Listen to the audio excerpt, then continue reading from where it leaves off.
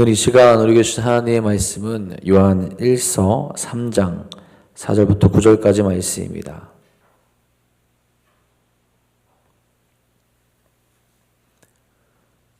요한 1서 3장 4절부터 9절까지 말씀입니다.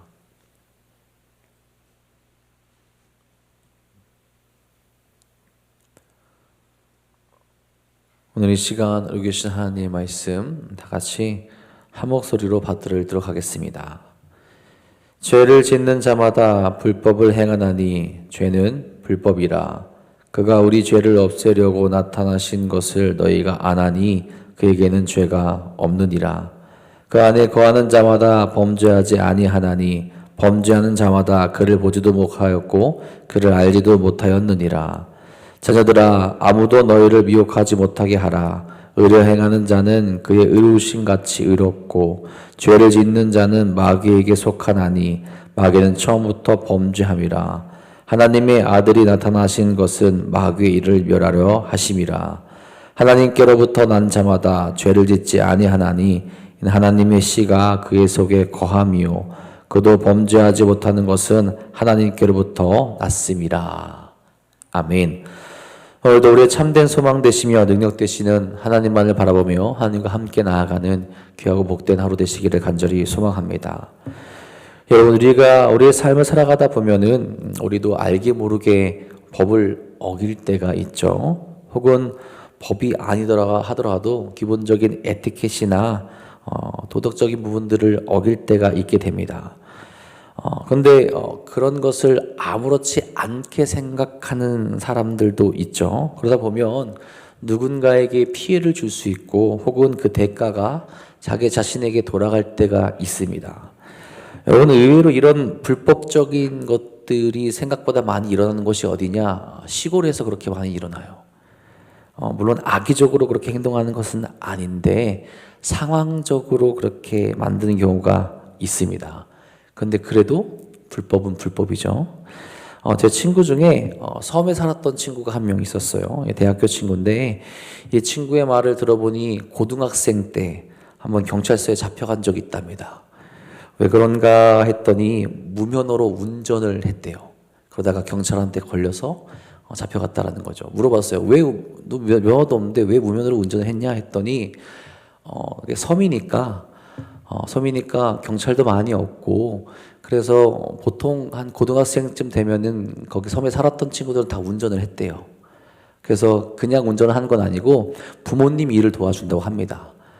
뭐 미역을 나르는 일이거나 다시마를 나르는 일이거나 해산물을 나르는 일들을 보통 그렇게 했대요. 그러니까 암묵적으로, 그러니까 경찰들도 암묵적으로 그렇게 알고 있던 일이라고 하더라고요. 물론 이게 이 친구가 하는 말이 내 자동차가 고장이 나지 않아서 연기가 많이 나지 않았더라면 안 잡혔을 거다. 그렇게 얘기하는데 그래도 불법은 불법이죠.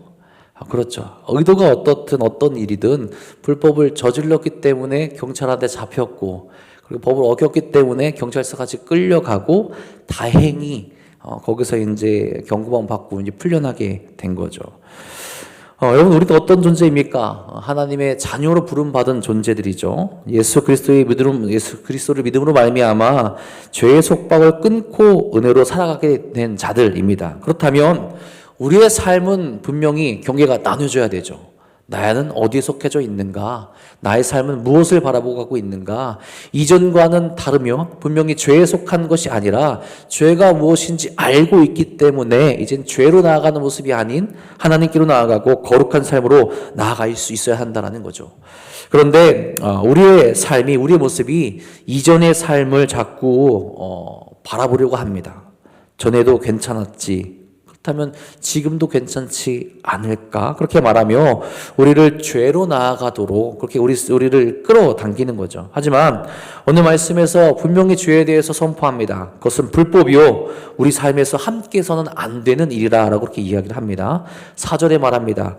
죄를 짓는 자마다 불법을 행하나니 죄는 불법이라. 요한은 앞서서 1절, 3절에서 하나님의 사랑을 입어서 하나님의 자녀가 된 자들이라면 주님을 본받는 삶을 살아야 된다라고 그렇게 이야기를 했습니다. 이제 오늘 우리가 읽은 말씀에서도 사도 요한은 하나님의 자녀라면 불법을 행하지 말고 그리스도 안에 거하며 거룩한 삶을 살아야 함을 강조하게 되죠. 요한이 이렇게 이야기하는 것은 죄를 지으면서도 그것에 대해서 크게 개의치 않았던 이단들을 염두에 두고 하는 말입니다. 죄를 짓는다마다 무엇을 하는 것이냐? 불법을 행하는 것이라는 거죠. 불법이라고 말하는 단어의 원형적인 뜻을 보면 율법이 없는 상태다라고 그렇게 이야기를 합니다. 그런 것을 의미합니다. 이것은 성경에서 하나님의 말씀이 없다라는 것을 뜻하죠. 그러니 진리와 교리를 왜곡하고 하나님을 멀리하게 되는 범죄, 그 상태에 놓여져 있다라는 겁니다. 그러면서도 자신들의 행위가, 자신들의 모습이 괜찮다고 합리화시키며 살아가는 존재들이 있었다라는 거예요. 명확히 불법이고 죄임에도 불구하고 자신들의 삶을 미화시키며 다른 이들을 그 불법으로 인도하고 있었다라는 겁니다. 죄는 불법이다라고 말하는 이유가, 명확하게 말하는 이유가 여기 있다라는 거예요. 하나님의 뜻에 떠났기 때문에. 우리는 하나님의 자녀인데, 그것을 알고 있는데, 깨달은 존재들인데, 그것이 아니라 다른 것을 자꾸 기준으로 내세우며 거기로 나아가려 하기 때문에 불법이 되는 겁니다. 죄는 헬라어로 하마르티아라고 이렇게 이야기하는데, 이 뜻은 관역을 벗어났다라는 뜻을 가지고 있습니다. 그러니까 원래 맞아야 되는 관역이 있는데 관역을 벗어나서 다른 것을 자꾸 쏘고 있다는 거예요. 다른 것을 향하고 있다는 겁니다. 이단들이 행하는 모든 행위와 삶이 하나님으로부터 벗어난 삶이라는 거예요. 하나님의 법을 깨트리고 그러다 보니 하나님이 아니라 자신들이 삶의 주체가 되어서 교만하게 살아가게 되는 겁니다. 여러분, 죄는 단순한 실수나 약점이 아니라 하나님의 뜻과 질서를 거스르게 되는 거죠. 다시 말해서 하나님 없는 삶의 선언이 되는 겁니다. 오늘날 우리는 우리가 짓는 죄를 종종 가볍게 여기죠. 그럴 수도 있지. 다들 그렇게 살아가는데 뭐 나는 어때? 괜찮지 않을까? 그렇게 말하며 합리화합니다. 그러나 성경은 죄를 결코 가볍게 이야기하지 않아요. 죄는 죄죠. 죄는 하나님으로부터 멀어지게 만드는 거죠. 죄는 하나님과의 관계를 단절시키는 거죠. 결코 가볍지 않습니다. 우리도 만약 죄를 가볍게 여긴다면 하나님의 율법에서 벗어난 상태, 말씀이 없는 상태, 그래서 하나님으로부터 멀리 벗어나 버린 그런 상태에 놓여져 있다라는 것을 깨달을 수 있어야 한다라는 거죠. 여러분, 신앙은요, 죄에 대해서 둔감해지는 것이 아닙니다. 죄에 대해서 더 민감해지는 것이고 하나님의 뜻과 섭리에 온전하게 반응하는 거예요. 죄를 미워하고 죄로부터 멀어지고 죄를 가까이 두지 않으려고 하는 것. 내가 둔감해져서 죄가 아무것도 아니야, 그래 죄를 지어도 돼, 이게 아니라 죄로부터 멀어지는, 계속해서 거룩한 삶을 바라보는 그런 상태로 바뀌게 되는 거죠. 우리가 알고 있는 구원파라는 존재가, 그 이단이 죄에 대해서 둔감해지죠. 구원을 받았다 하면 그때 이후로 어떻게 살아가도 구원을 받았다라는 교리를 가진 곳이 있기 때문에 그렇습니다. 그래서 무서운 모습들이 나타나게 되는 거예요. 무엇을 해도 구원을 받는다고 생각하니까. 죄는 죄인데 죄를 어떻게 해서든 정당화할 수 없는데 그들은 그 죄를 정당합니다. 우리는 괜찮다라는 거예요. 여러분, 우리가 불법 가운데 있지 아니한가 생각해 보아야 합니다. 그래서 불법에서 하나님의 말씀이 없는 삶에서 벗어날 수 있어야 된다는 거예요. 그것을 위해서 누가 오셨느냐? 예수님께서 오셨죠. 5절에 말씀합니다. 그가 우리 죄를 없애려고 나타나신 것을 너희가 아나니 그에게는 죄가 없느니라. 아멘. 그럼 우리가 죄를 탐닉하지 말아야 하느냐? 그 근거를 제시하는 거죠. 다른 이유가 아닙니다. 무지하신 예수님이 이 땅에 오셔서 우리에게 그 죄의 대가를 대신 치르셨고, 그리고 우리로 하여금 죄가 없는 삶을 살아갈 수 있도록 만들어 주셨기 때문이라는 거예요. 굉장히 중요한 말씀입니다. 아무리 강조해도 부족하지 않는 말씀이죠. 첫째로는 예수님께서 죄를 대신 짊어지셨다라는 것이고, 둘째로는 예수님이 범죄한 인간들에게서 죄를 완전하게 제거해 버릴 수 있도록 만들어 주셨다라는 겁니다. 즉 예수님은 인간을 지배하고 있던 죄를 대신 담당하여 제거하기 위해서 오셨다라는 거죠.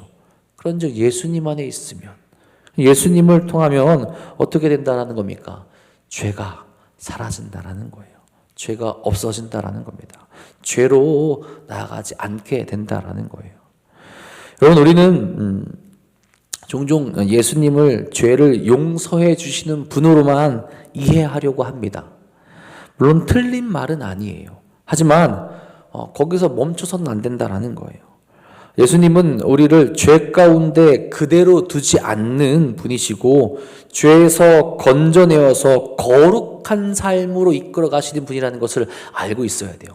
단순히 죄를 용서하시는 분이라고 생각한다면 계속 죄를 지으면서 회개만 할 거예요. 하지만 그것이 아니라 우리의 삶은 그리스도의 완전을 향해 나갈 수 있어야 된다는 거죠. 예수님을 통해서 죄 사함을 받고 나의 삶이 달라져야 된다는 거예요. 죄를 짓는 삶이 아니라 죄를 짓지 않는 삶으로, 이전에 죄를 바라보는 삶이었다면 거룩을 향하는 삶으로 바뀌게 된다라는 거죠. 그대로 멈춰있는 것이 아니라 죄가 없는 그분을 닮아가는 것이고, 예수님을 믿게 됨으로 말미암아 그분의 뜻을 따라 살아갈 수 있게 된다라는 겁니다. 여러분, 우리가 죄를 미워하고 있습니까?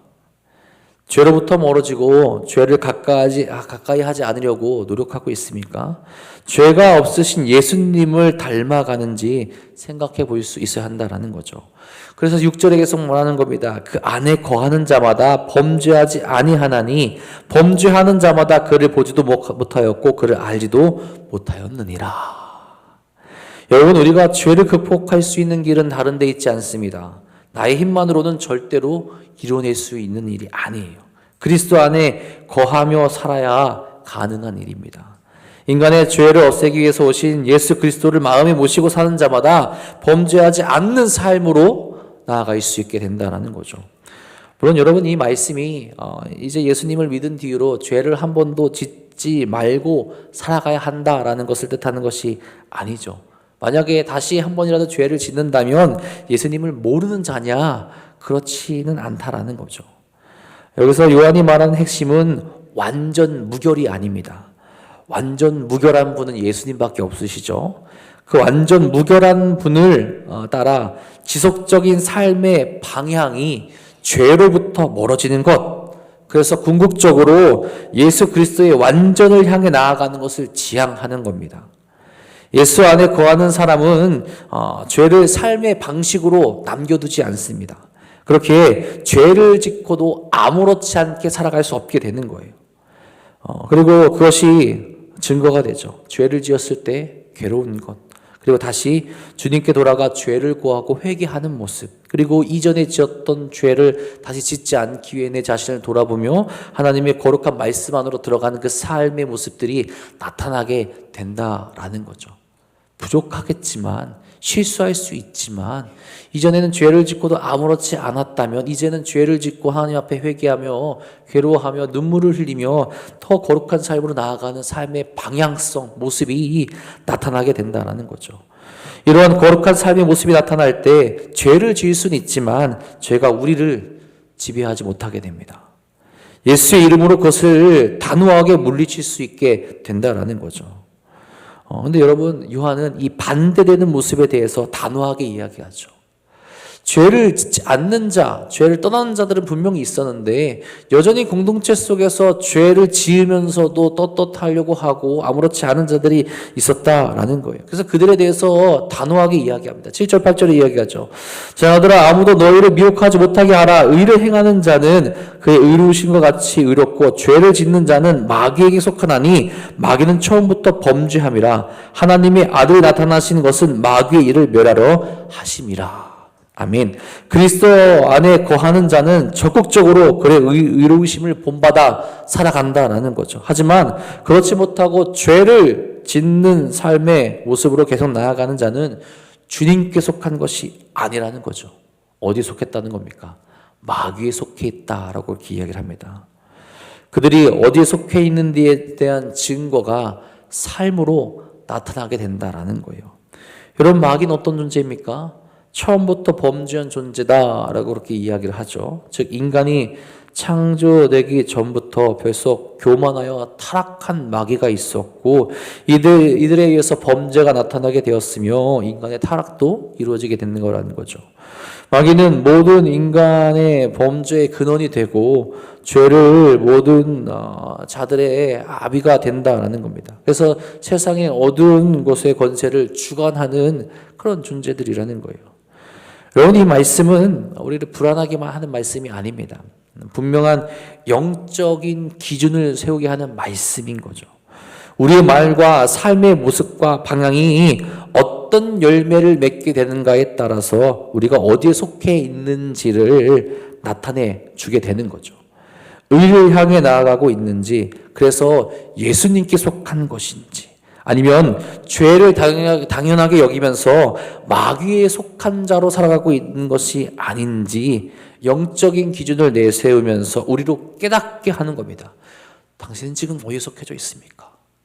죄를 지으면서도 아무렇지 않은, 그래서 회개하지도 않는, 여전히 마귀가 다스리는 그런 세력 속에 속하여져 있는 것인지, 아니면 예수 그리스도를 믿고 죄에 대해서 민감하여져서 내가 죄 짓는 것에 대해서 괴로워하며 하나님 앞에 그것을 내려놓고 주님께 고하며 하나님의 자녀로 살아가는 모습이 나에게 있어서 하나님의 자녀로 살아가는 모습을 보이고 있는 건지, 그 영적인 기준을 가르치며 내세우게 하는 거죠. 바라기로는 우리 모두가 마귀의 길이 아닌 예수 그리스도를 날마다 따를 수 있는 거룩한 주님의 자녀들이 될 수 있기를 간절히 소망합니다. 그래서 9절에도 명확하게 이야기하는 겁니다. 하나님께로부터 난 자마다 죄를 짓지 아니하나니 이는 하나님의 씨가 그의 속에 거하며 그도 범죄하지 못하는 것은 하나님께로부터 났습니다. 아멘. 하나님께로부터 난 자는 죄를 짓지 아니한다라는 거죠. 여기서 하나님의 씨는 말씀과 성령입니다.